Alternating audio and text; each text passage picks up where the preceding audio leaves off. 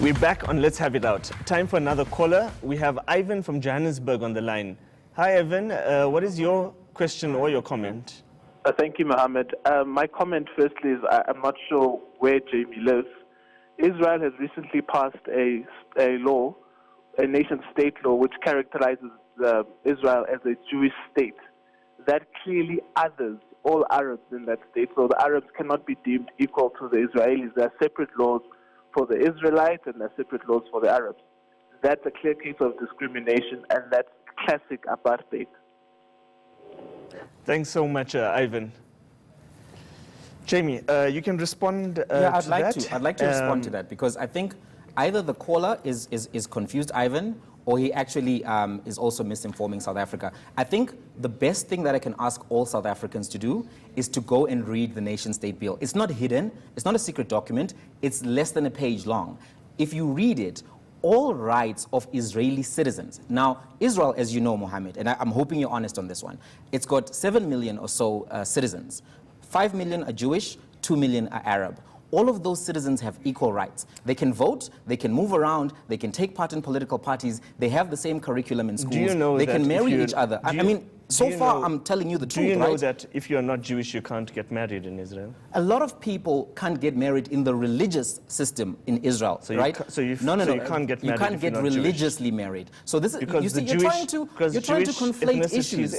People can, the Druze can get married, the Bedouin can get married, people who are Arab Muslims who are practicing. Okay, Jamie, let's talk about the future. Let's talk about the solution which you wanted to talk about. Tell us, can you maybe explain the Codesa moment which you have written about, the Codesa moment in South Africa, the moment of negotiations? How did we get there? So fantastic, right?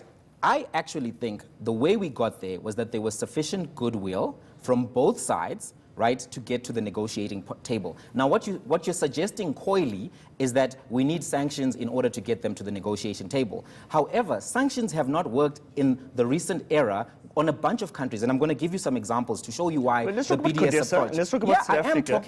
I am talking about Codesa. Russia is under sanctions, ineffective. Iran is under sanctions, ineffective. Zimbabwe is under sanctions, ineffective. A lot of, North Korea under sanctions, ineffective. You don't bring people to the negotiation table by beating them with a stick. But not only that, Israel is one of the most difficult countries to sanction effectively because they have healthy relationships with major players such as France, Russia, Brazil, China, a lot of the BRICS countries, the UK, the United States of America. So even if you were to be successful and get Togo to sanction Israel, that's not going to change anything. Apple, Google, IBM, Tesla, all of these companies are currently investing in Israel. And in fact, Pepsi acquired an Israeli company, SodaStream, just last week for billions of rands. So now when you are trying to economically choke a country that is already doing well economically and has healthy relationships, that strategy is not going to work. Do you take the United Nations seriously? I take the United Nations as seriously as they take themselves.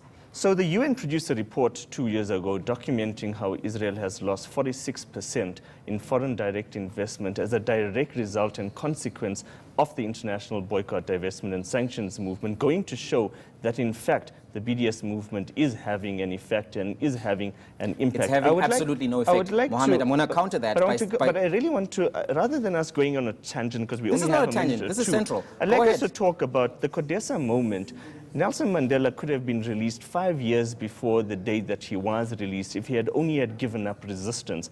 Mandela refused to give up resistance, insisting that certain conditions must be met before we come to the negotiating table. The Palestinians likewise have said, we will come to the negotiating table given that certain conditions are met. Until then, impose a non-violent. I agree with you, we shouldn't beat up anybody. And therefore, the Palestinians, together with their progressive Jewish Israeli allies, have said, don't bring an armed struggle to Israel and Palestine. Rather, do no harm. Rather, embark on a non-violent form of boycotts, divestments, and sanctions. Would you have a violent solution instead of this non-violent option? So I think I want to respond to what the Palestinian position actually is. Because BDS is a lobby group.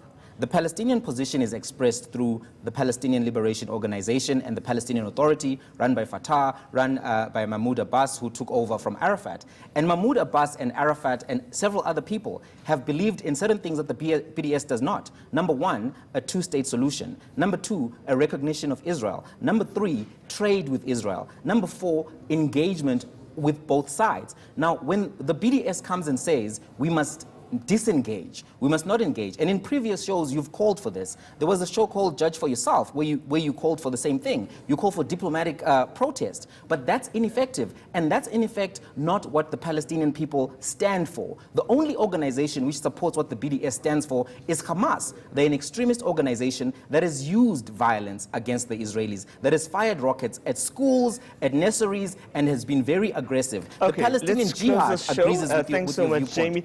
I think that viewers can make up their minds. Viewers Absolutely. can decide. Is Jamie an Israeli lackey? Is he a lobbyist for the Israeli regime? See, this is or what we're not does going he to have do, a also solution? call people lackeys We ran because they a think poll on differently. Twitter asking if you think Israel should be sanctioned, and 41% said no, 59% said no. Interesting. Well, that's it for this edition of Let's Have It Out.